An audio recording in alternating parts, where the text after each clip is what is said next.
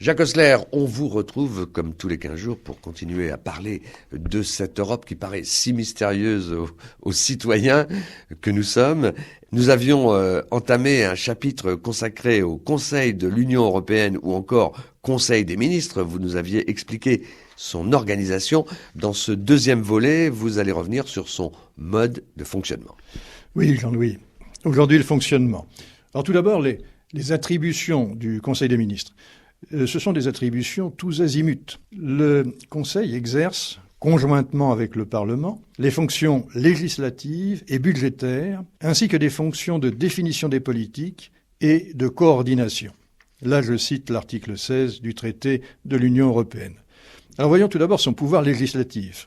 Depuis le traité de Lisbonne, en 2007, la procédure législative ordinaire s'est étendue et elle concerne le Conseil des ministres plus le Parlement européen. Donc, extension des pouvoirs du Parlement européen par le traité de Lisbonne, extension aussi des décisions prises à la majorité qualifiée. En quelque sorte, le Conseil des ministres devient une seconde chambre.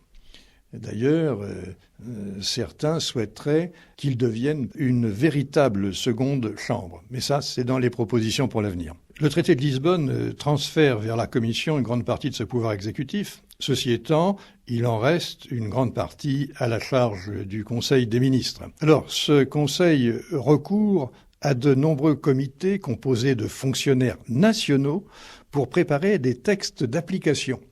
C'est tellement complexe qu'on appelle ça la comitologie. Et puis, après, ce sont les États nationaux qui prennent le relais, qui doivent transposer les directives en droit national et s'assurer de leur bonne exécution à l'intérieur de leur pays en s'appuyant sur les administrations nationales. Dernière grande fonction, c'est l'action externe. Par exemple, en ce moment, la Commission négocie sur mandat du Conseil des accords commerciaux, par exemple avec les USA, en ce moment. Des accords d'association, c'est le cas avec l'Ukraine, qui n'a pas abouti malgré plusieurs années de négociations. Avec la Moldavie, alors cette fois-ci ça aboutit. Ou bien encore des traités d'adhésion. Avec la Croatie, celle-ci a été intégrée dans l'Union européenne en 2013. Avec la Turquie, les négociations n'en finissent pas et ne sont pas prêtes d'en finir.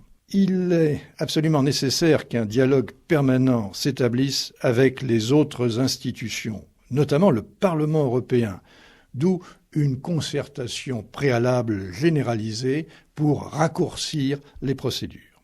Alors, dans le fonctionnement, le Conseil européen est assisté de différents comités en amont et en aval.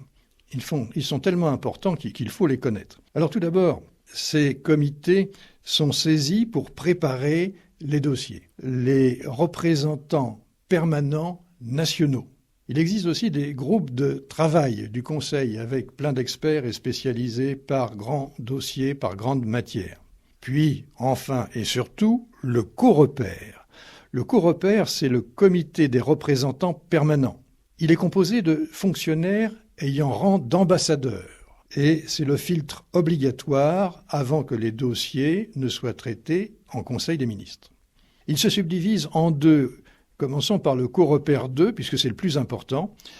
Et il est composé effectivement des ambassadeurs et il prépare les conseils les plus nobles, c'est-à-dire les affaires générales, affaires étrangères, ECOFIN, liberté, sécurité, justice. COREPER 1, il est constitué des adjoints de ces ambassadeurs et il travaille sur tous les autres dossiers et toutes les autres configurations. Dans l'ordre du jour, on distingue deux points, les points A et les points B. Les points A sont adoptés sans débat. Pourquoi ? Parce que dans le cadre du COREPER, les ambassadeurs se sont mis d'accord. Les points B, eux, donnent lieu à débat et parfois à accord. À côté de ça, nous avons le comité économique et financier.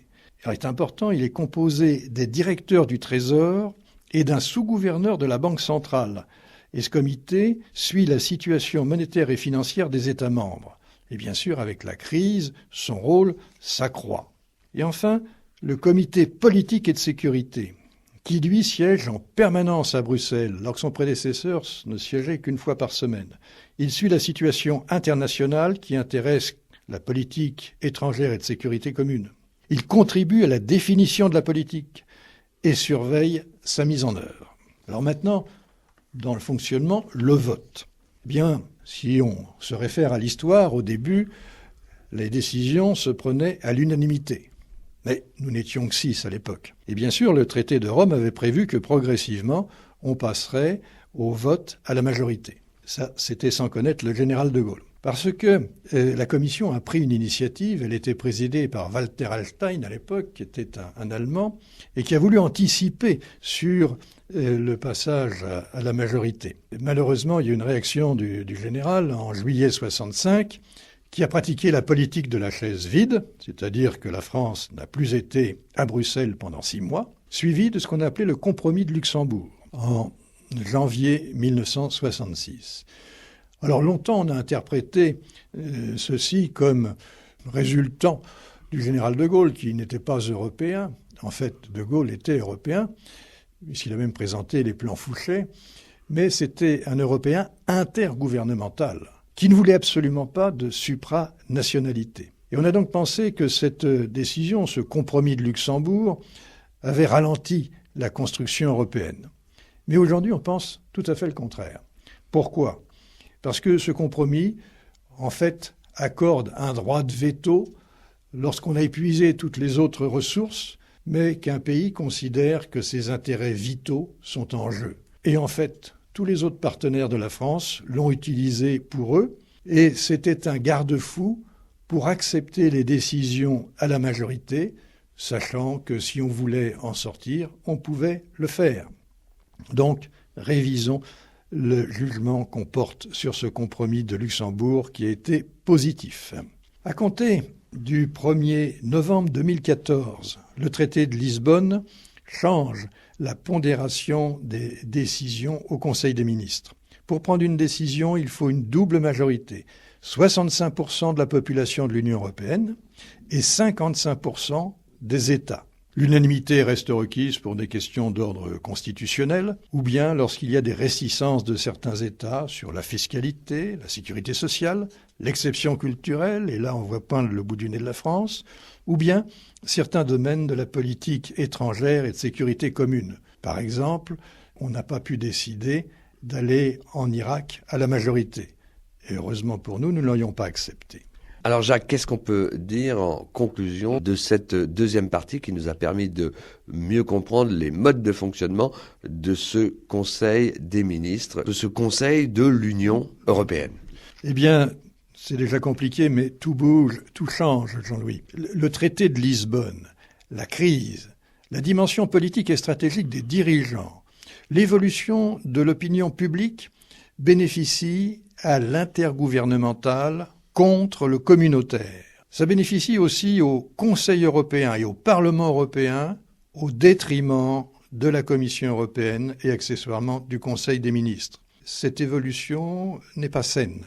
Il faut que les citoyens européens sortent de l'indifférence et de l'ignorance pour imposer lors des prochaines élections européennes une gouvernance européenne plus efficace et plus démocratique. Alors Jacques, si on a envie de réentendre ces chroniques et de poursuivre un petit peu la réflexion, on peut les retrouver sur votre site. Oui, alors c'est le Mouvement Européen Lorraine, donc mouvement-européen-lorraine.fr. Parfait, merci Jacques et à dans 15 jours. Au revoir.